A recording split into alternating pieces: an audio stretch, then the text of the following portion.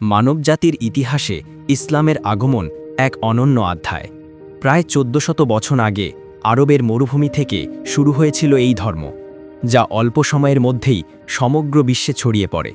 নবী মুহাম্মদ সাল্লাল্লাহু আলাইহি ওয়াসাল্লামের আগমনের আগে আরব উপদ্বীপে ছিল অন্ধকার, অজ্ঞতা আর গোত্রভিত্তিক যুদ্ধ। মানুষ তখন আল্লাহকে ভুলে গিয়ে মূর্তি পূজায় লিপ্ত ছিল। ৫৭০ খ্রিস্টাব্দে মক্কার কুরাইশ বংশে জন্ম নেন শেষ নবী হজরত মুহাম্মদ সাল্লাল্লাহু আলাইহি ওয়াসাল্লাম। তিনি ছিলেন আল আমিন, সত্যবাদী ও বিশ্বস্ত নামে পরিচিত। ৪০ বছর বয়সে হীরা গুহায় ধ্যানরত অবস্থায় তিনি পান আল্লাহ প্রথম ওহী, পড়ো তোমার প্রভুর নামে। এখান থেকেই শুরু হয় নবুয়তের যুগ।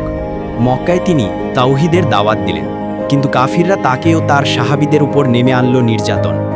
শেষে আল্লাহর আদেশে তিনি হিজরত করলেন মদিনায়, যেখানে গড়ে উঠল প্রথম ইসলামী রাষ্ট্র। মদিনা থেকে ইসলাম ছড়িয়ে পড়ল আরব উপদ্বীপে। বদর, উহুদ ও খন্দকের মতো যুদ্ধে মুসলিমরা ধৈর্য ও ঈমানের শক্তি দেখালো।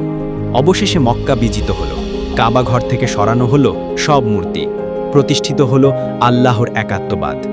বিদায় হজ্জে নবী সাল্লাল্লাহু আলাইহি ওয়াসাল্লাম ঘোষণা করলেন, আজ আমি তোমাদের জন্য দিনকে পূর্ণ করলাম।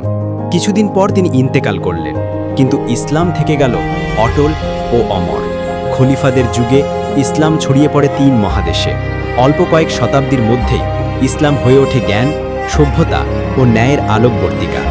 আজ ইসলাম পৃথিবীর দ্বিতীয় বৃহত্তম ধর্ম। কোটি কোটি মানুষ প্রতিদিন আল্লাহর কাছে সেজদায় মস্তক রাখে। ইসলাম একটি পূর্ণাঙ্গ জীবন ব্যবস্থা, যা মানুষকে শেখায় শান্তি, ন্যায় বিচার ও আল্লাহর আনুগত্য।